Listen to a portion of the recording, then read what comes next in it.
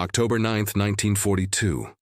20,000 feet above Guadalcanal, a 22-year-old American pilot named Marion Carl was fighting for his life. He was flying a Grumman F4F Wildcat, a stubby, heavy carrier-based fighter, and he was being hunted. His enemy was a Mitsubishi A6M Zero, a plane so light, so agile, it felt like it was from the future. It could turn inside the Wildcat's radius twice over. It could climb like a rocket. For the past year, the Zero had been a ghost that owned the skies from Pearl Harbor to the Philippines. Marion Carl was an ace. But right now, he was just meat. The Zero was on his tail. He pushed his Wildcat into a dive. The heavy American plane gained speed, but the Zero stayed with him. He rolled hard right. The Wildcat responded slowly, mushy. The Zero was already there, its cannons winking. Carl's cockpit exploded. Shrapnel tore through his leg. His controls went dead. He was going down, bailing out into shark-infested waters, saved only by a miracle. This was the reality of the air war in the Pacific. But just weeks later, another farm boy from South Dakota would climb into that same sky and change everything. He had been told he was too old to fly in combat, but this farmer had learned a trick hunting jackrabbits, a trick no military manual could teach. This is his story. Welcome to History of World War II. If you're new here, we uncover the forgotten stories from the Second World War, the untold heroics that deserve to be remembered. Hit subscribe so you never miss these incredible tales. And to our loyal community already with us, thank you for keeping these stories alive. To understand how a single farmer could terrorize the Japanese Air Force, you first have to understand the farm. Joe Foss was born in 1915 on a remote farm near Sioux Falls, South Dakota. His childhood was spent in the dirt, the cold, and the wind. The Great Depression hit hard. The land dried up. The family had nothing. Joe and his father hunted to put food on the table. This is where the secret weapon was forged. When 12-year-old Joe Foss hunted jackrabbits, he didn't have a scope. He had an old shotgun and one rule from his father. Don't waste shells. A jackrabbit doesn't run in a straight line. It weaves, it darts, it reverses. To hit it, you couldn't aim at it. You had to aim where it was going to be. It's called deflection shooting. While other kids learned multiplication, Foss calculated lead and windage in fractions of a second. He understood the science of hitting a moving target, a farmer's eye that military manuals couldn't teach. But Foss wanted to fly. In 1933, his father took him to an air show. Joe saw Marine Corps biplanes. He was 18 and his destiny crystallized. That's what I'm going to do. Then tragedy. His father was killed by a downed power line. Joe, at 19, had to run the farm. He was trapped. But Joe Foss had unbreakable spirit. He worked the farm by day, took night classes by lamplight. 6 brutal years to earn college credits. He worked washing dishes to get a pilot's license. When Pearl Harbor was attacked, Foss was 26. He raced to enlist as a fighter pilot. He was rejected. Too old. The cutoff was 25. For Foss, who had overcome poverty and death, this rejection was devastating. So he found a loophole. He joined the Marine Corps Reserve as an instructor. For 9 months, he watched kids he'd trained ship off to war. He hounded superiors, demanded combat, made noise. Finally, they gave in. In October 1942, 27-year-old Grandpa Joe Foss boarded a transport ship. Destination: Henderson Field, Guadalcanal. The graveyard. The place Foss arrived at was hell on earth. The smell hit him. Aviation fuel, rotting jungle, death. The runway was pockmarked dirt carved from palm trees. The operations center was a wooden shack. Pilots' quarters were mud-floored tents, and everywhere were wrecks. Dozens of F4F Wildcats shoved aside. Wings torn off. Engines shattered, cockpits stained dark. This was the graveyard of the Cactus Air Force. Foss met his squadron. They weren't fresh-faced kids. They were ghosts. Faces yellow from atabrine. Eyes bloodshot from sleeplessness. They were hunted men. Foss examined his Wildcat. Heavy at 7,900 pounds, fully loaded. Slow at 318 miles mop. The Zero was faster at 331 miles, could climb higher, outturn it with ease. A flying coffin. Duke Davis gave the standard briefing. Never turn with a Zero, never. Use your speed, your armor. Dive, shoot, and run. Foss listened. He nodded. He understood the words, but he also understood something the doctrine had missed. He understood jackrabbits. The next morning, Foss flew his first mission, a farmer in a flying coffin facing the most advanced fighter on Earth, with a trick that wasn't in any manual. Foss's first flight over Guadalcanal was trial by fire. He climbed to 15,000 feet, scanning the empty blue. The ghosts had warned him. They come out of the sun, you never see them until they're shooting. Then the radio crackled. Bandits, 11 o'clock high. Foss looked up. A formation of Zeros diving fast, faster than anything he'd ever seen.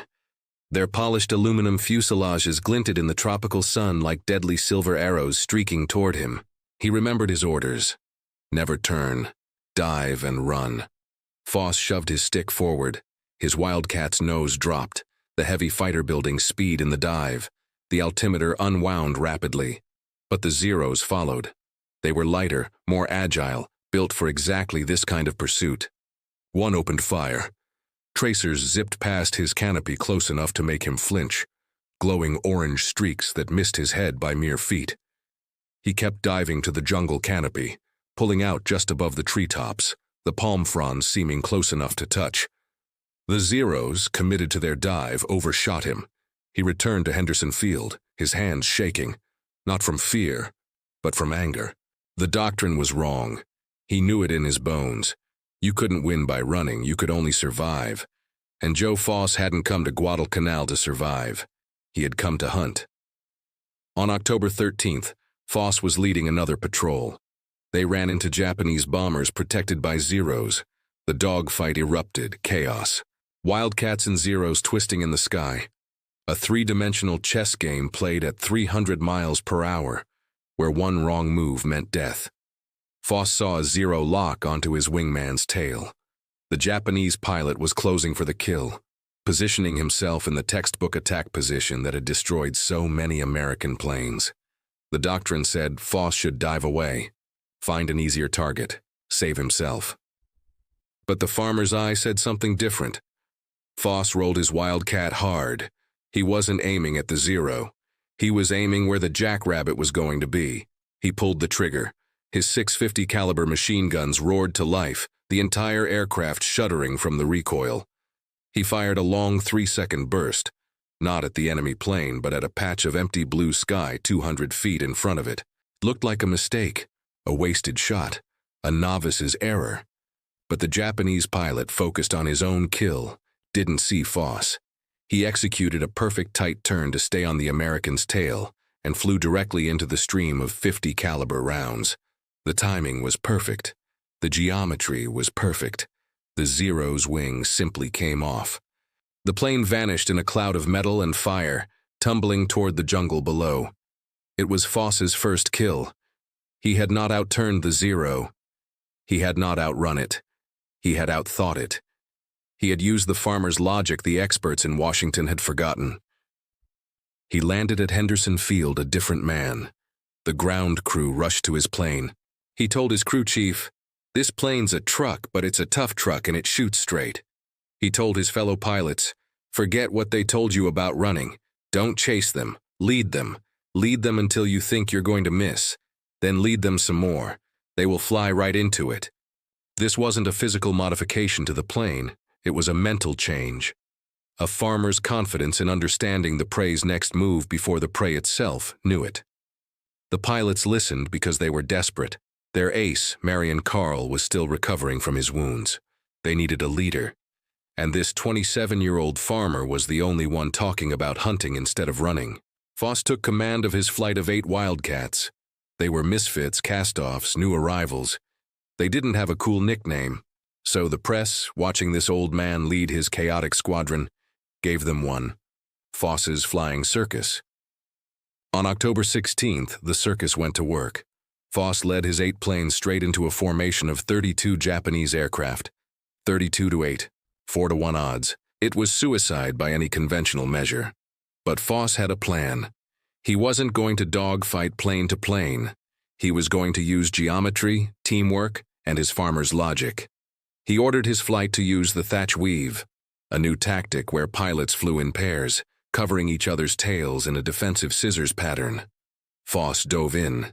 He saw a Zero. He pulled lead, fired. The Zero exploded. Another Zero dove on him. Foss's wingman, weaving with him, saw it. The wingman rolled and shot the Zero off Foss's tail before it could fire. The Circus was a machine of coordinated destruction. In 10 minutes of brutal combat, Foss's flight of 8 shot down 5 Japanese planes. Foss himself got 2. The Circus returned to base with all 8 planes intact. The graveyard was suddenly winning. If you're finding this story as gripping as we are, hit that like button. It helps us share more forgotten stories from World War II with history lovers like you. The numbers climbed at an impossible rate. October 18th, Foss shot down 2 more. October 20th, another. By October 23rd, just 10 days after his first kill, Joe Foss was an ace with 5 victories. October 25th, he shot down 3 Zeros in a single day. The old man, the rejected farmer, was now the deadliest pilot on the island. He wasn't just a pilot, he was a leader. His flying Circus was dominating the sky. But this kind of success comes at a cost. The Japanese were furious. They were losing planes at an impossible rate to supposedly inferior aircraft. And the name they kept hearing in their radio intercepts was Foss. The enemy was adapting. They weren't just fighting Wildcats anymore. They were hunting Foss's flying Circus. The war became personal. On November 7th, Foss led his flight when they were jumped by elite Japanese aces. The sky filled with planes. Foss shot down 2 Zeros in the swirling melee. He was lining up a third when cannon fire ripped his plane apart from behind. His engine exploded in a fountain of flame and black smoke. Cockpit filled with acrid smoke that burned his lungs. He was suffocating, unable to see, his instruments dead. He had seconds to get out. He bailed out, parachuting down, his plane corkscrewing into the jungle below where it exploded in a ball of orange fire. Rescued by friendly forces, shaken but alive. 2 days later, he was back in the air. The farmer's stubbornness wouldn't let him quit. This time, chasing a Japanese float plane, he was so focused on the kill he missed the rear gunner. The gunner's bullets shattered his engine, punching through the cylinder block, spraying oil across his windscreen. For the second time in 3 days, his plane was dead. But this time, over the ocean, he ditched in the water. The Wildcat hit the waves hard, the impact slamming him against his harness.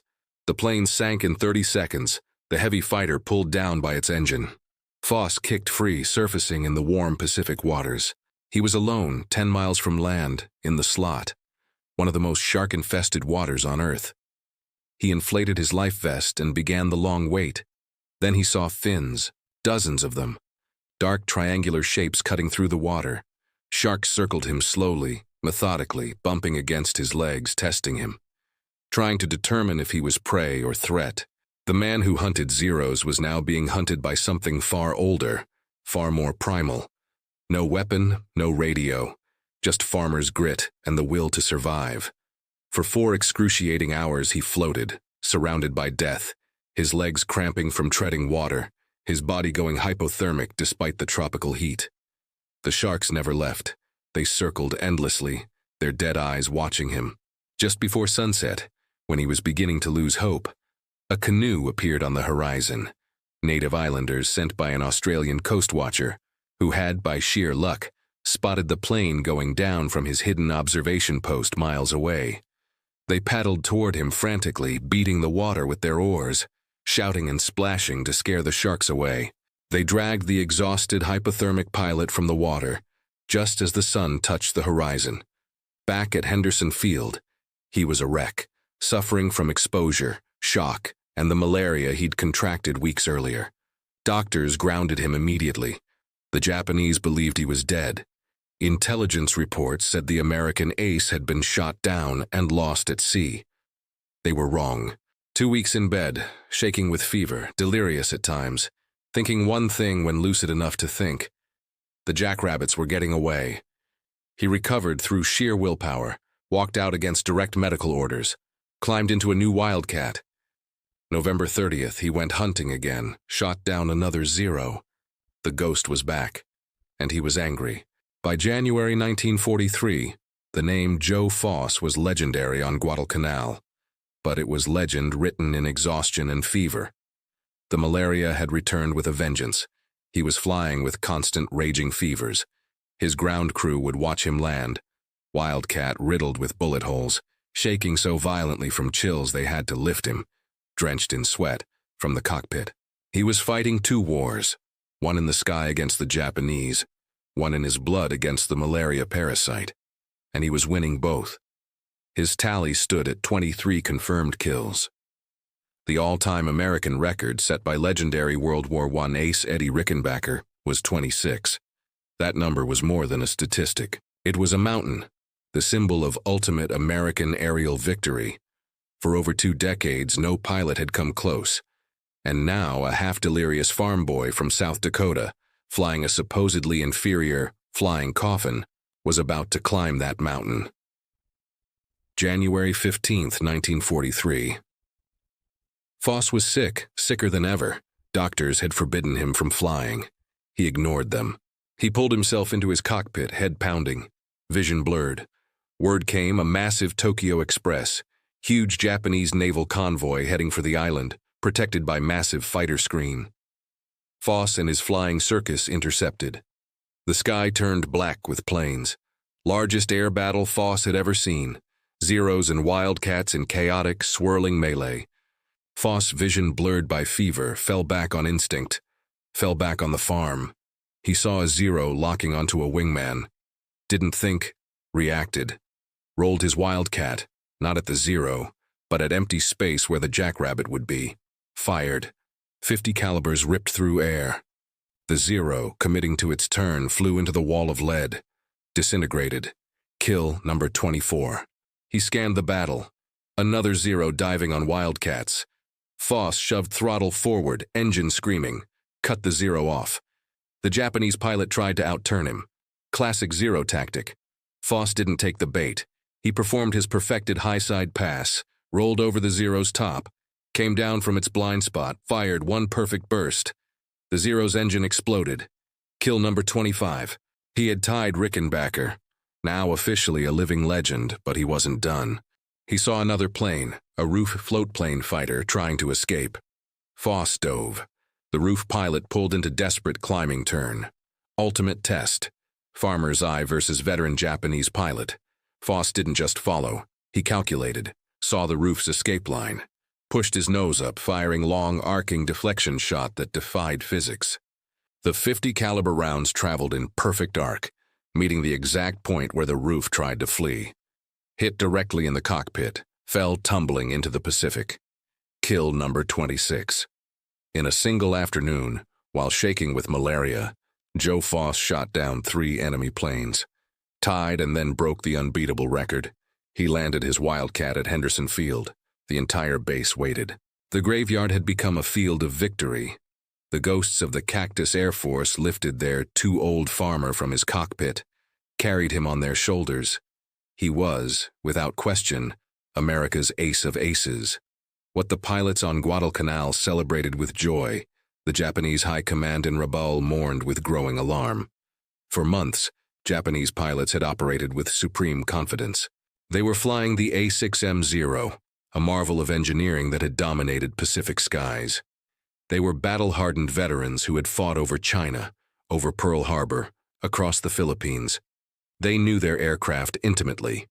They knew the F4F Wildcat was inferior, slower, less maneuverable, heavier. They had killed dozens of them.